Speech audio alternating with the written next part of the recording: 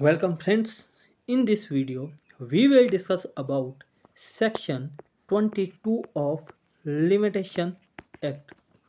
Section 22 of Limitation Act deal with continuous breach and torts. यानी कि आज हम इस वीडियो में बात करेंगे सेक्शन 22 की, जो बात करता है कंटिन्यू ब्रीच एंड टॉर्ट, यानी कि जो आपका जो सामने वाला है वो कंटिन्यू टॉर्ट कर रहा है, कंटिन्यू जो है आपके राइट को ब्रीच कर रहा है, उस कंडीशन में आपका टाइम पीरियड का क्या होगा। तो इस बारे में हमें सेक्शन 22 जो है वो इंडियन लिमिटेशन एक्ट का बताता है। Section 22 clearly says that when defendant or other person breach your right day by day, a fresh period of limitation shall be start। ठीक है जी, यानी कि इसको हम एग्जाम्पल से समझते हैं। यहाँ जो है आपका कॉज ऑफ एक्शन एरोज हुआ और आपका लिमिटेशन स्टार्ट हुआ। इसके बाद यहाँ ये है 30 तारीख, ये है 31 तारीख। 31 तारीख को फिर से जो है जो रिस्पोंडेंट है उन्होंने आपके जो राइट है उसका क्या कर दिया, ब्रीच कर दिया। तो यहाँ भी आपका fresh period of limitation start हुआ। फिर यहाँ पे 1 सितंबर को फिर से क्या हो गया, 1 सितंबर को फिर से जो है रिस्पोंडेंट ने आपका जो राइट है उसको ब्रीच कर दिया। फॉर एग्जांपल आपकी प्रॉपर्टी में ट्रेसपास कर दिया, या वाटर जो है वो आपकी प्रॉपर्टी में क्या कर दिया, आपकी प्रॉपर्टी में वाटर छोड़ दिया। ठीक है, और वो डे बाय डे ये चीज़ कर रहा है। तो according to section 22 of limitation act, जब जब वो हर दिन जैसे जैसे वो टॉर्ट ब्रीच करेगा उस दिन जो है सूट फाइल करने के लिए एक नया लिमिटेशन स्टार्ट होगा। यानी कि इसको एक एग्जांपल से समझते हैं। ये जो है आपके पास किसी भी सूट को फाइल करने का लिमिटेशन था 1 ईयर। यहाँ से ये है 1 जनवरी से 31 दिसंबर, ये आपके पास 1 साल का टाइम पीरियड था।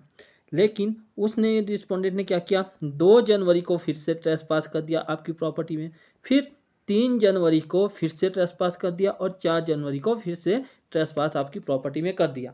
तो जब उसने 1 जनवरी को ट्रेसपास किया तो यहाँ से आपका फ्रेश टाइम पीरियड शुरू होता है 1 ईयर, यहाँ तक ये गया आपके 1 जनवरी 2026 तक। इसके बाद जब उसने फिर से अगले दिन ट्रेसपास किया, यानी कि 3 जनवरी को उसने जब फिर से ट्रेसपास किया, तो वहाँ से जो है आपका लिमिटेशन पीरियड फिर दोबारा स्टार्ट होगा 1 ईयर का, हो जाएगा 2 जनवरी 2026 तक। फिर जो है उसने 4 तारीख को जब फिर से जो है उसने 4 जनवरी 2025 को उसने ब्रीच किया, टॉर्ट ट्रेसपास किया, तो उस तारीख से आपका लिमिटेशन फिर से स्टार्ट होके ये 3 जनवरी 2026 तक पहुंच गया।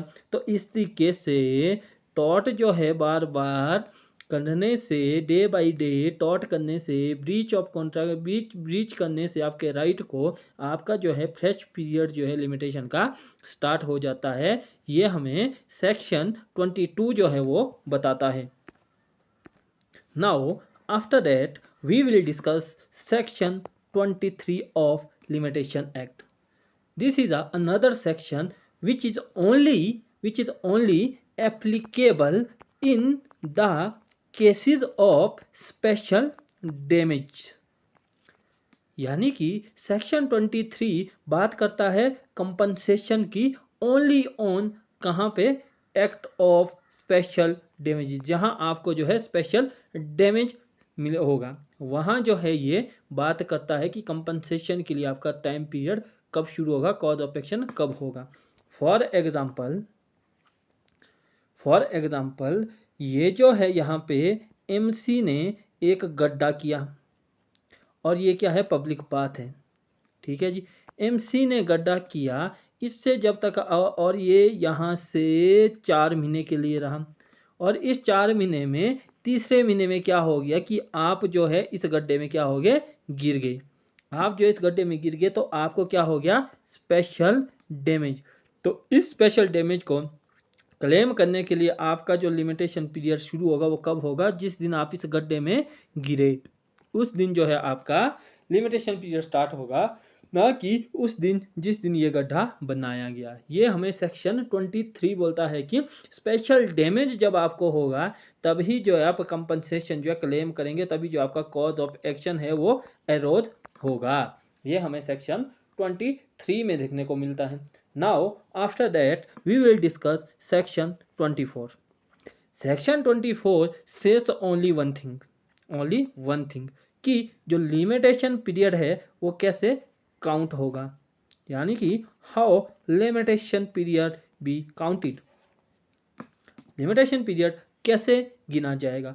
तो इसके लिए सेक्शन 24 ऑफ लिमिटेशन एक्ट ने क्लियरली बोला है कि कोई भी पीरियड, कोई भी जो आपके पीरियड होगा लिमिटेशन का या कोई भी इंस्ट्रूमेंट का जो पीरियड होगा, कैसे उसको रेटिफाई किया जाएगा, कैसे उसको बोला जाएगा कि भाई कैसे कैसे रेफरेंस दिया जाएगा, तो वो होगा अकॉर्डिंग टू जार्गोनिक कैलेंडर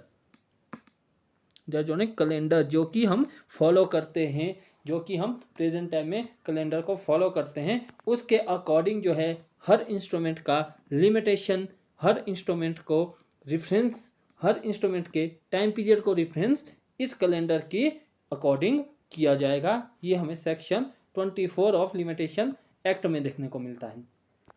इसके बाद हम लिमिटेशन एक्ट के सेक्शन 17, 18, 19, 20, 21 तक जो है वो अगली वीडियो में देखेंगे। अगली वीडियो हम सेक्शन 17 को क्लियरली समझने की कोशिश करेंगे, जो बात करता है फ्रॉड की, कि भाई फ्रॉड के केस में कैसे जो है लिमिटेशन पीरियड स्टार्ट होगा। और सेक्शन 18, 19, 20 बात करते हैं एक्नॉलेजमेंट की, कि भाई एक्नॉलेजमेंट दी तो पीरियड ऑफ लिमिटेशन का क्या होगा। जहाँ पे एक्नॉलेजमेंट है वहाँ पे पीरियड ऑफ लिमिटेशन का क्या होगा, इसको हम अगली से अगली वीडियो में देखेंगे। उसके बाद जो सेक्शन 21 जो इकलौता सेक्शन बचता है, only section 21 which says effect of substituting और adding new plaintiff for defendant, इसको हम आज की ही वीडियो में देखते हैं। Section 21, section 21 clearly says that effect of limitation, limitation के ऊपर क्या इफेक्ट पड़ेगा, कब, जब सब्स्टिट्यूटिंग और एडिंग न्यू प्लेंटिफ, किसी नए प्लेंटिफ को सब्स्टिट्यूट किया जाएगा, ऐड किया जाएगा, तो उसका लिमिटेशन के ऊपर क्या इफेक्ट पड़ेगा और उस चीज़ का सूट के ऊपर क्या इफेक्ट पड़ेगा, उस पर्सन के अगेंस्ट लिमिटेशन कैसे स्टार्ट होगा, ये हमें सेक्शन 21 देखने को मिलता है। Now first of all we will see the bare language of limitation act section 21 subsection 1. Section 21 subsection 1 says that where after the institution of suit a new plaintiff or defendant is substituted or added, the suit shall as regard him be deemed to have been instituted when he was made a party. For example यहाँ जो है आपने suit file किया, यहाँ के बाद suit file करने के 4 मंथ बाद आपने जो ये यहाँ सब्स्टिट्यूट किया किसको, प्लेंटिफ को, तो according to section 21 sub section 1 जब आपने प्लेंटिफ को ऐड किया, सब्स्टिट्यूट किया, तो उस प्लेंटिफ के रिगार्डिंग या उस डिफेंडेंट के रिगार्डिंग लिमिटेशन पीरियड या सूट इंस्टीट्यूट माना जाएगा, कब, जब जो है उसको सब्स्टिट्यूट करके पार्टी बनाया गया। ये सेक्शन 21 सब सेक्शन 1 बोलता है। अब इसका प्रोवाइजो भी है, तो प्रोवाइजो क्या बोलता है, provided that where the court is satisfy that the omission to include a new plaintiff or defendant was due to a mistake made in good faith, it may direct that the suit as regards such plaintiff or defendant shall be deemed to have been instituted on any earlier date। यानी कि ये sub section 1 तो ये बोलता है, पर इसका proviso क्या बोलता है कि अगर जो है ये सेटिस्फाई कर दिया गया कि ये प्लेंटिफ या डिफेंडेंट इसको जो है रॉन्गली ऐड किया गया था या इसको ऐड नहीं किया गया था कोई बोनाफाइड मिस्टेक की वजह से, तब जो है कोर्ट क्या मानेगा कि जो इसके अगेंस्ट सूट इंस्टीट्यूट हुआ था वो अर्लियर डेट पे हुआ था, यानी कि जब एक्चुअल में सूट फाइल हुआ था तो इसके अगेंस्ट में भी तभी जो है सूट फाइल हुआ था। ये जो है सेक्शन 21 सब सेक्शन 1 बोलता है।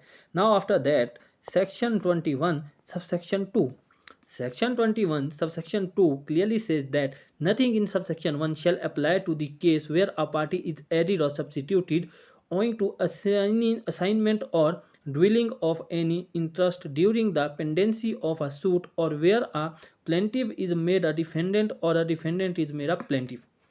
यानी कि सेक्शन 21 सब सेक्शन 2 क्या बोलता है कि फॉर एग्जांपल यहाँ सूट फाइल किया, इसके बाद यहाँ का क्या कर दिया, प्लेंटिफ को डिफेंडेंट बना दिया और डिफेंडेंट को प्लेंटिफ बना दिया। तो इस चीज़ के ऊपर जो है सेक्शन 21 सब सेक्शन 1 अप्लाई नहीं होगा। सेक्शन 21 सब सेक्शन 1 जो बात करता था कि जब उस पर्सन को पार्टी बनाया जाएगा उसके लिए सूट तभी से शुरू हुआ माना जाएगा, ये चीज़ जो है वहाँ पे अप्लाई नहीं होगी जहाँ पे प्लेंटिव को डिफेंडेंट या डिफेंडेंट को प्लेंटिव करके चेंज करके सूट फाइल किया गया हो, या सूट फाइल जो किया गया हो उसमें ये अमेंड करके ये चेंज किया गया हो कि जो प्लेंटिव था उसको डिफेंडेंट बनाया गया और डिफेंडेंट को प्लेंटिव बनाया गया हो। तो इस सिचुएशन में सेक्शन 21 सब सेक्शन 1 अप्लाई नहीं होगा। ये हमें इस सब सेक्शन 2 में देखने को मिलता है। तो आज की वीडियो में इतना ही। नेक्स्ट वीडियो में हम बात करेंगे सेक्शन 17 की जो बात करता है फ्रॉड की। तो मिलते हैं आपसे नेक्स्ट वीडियो में।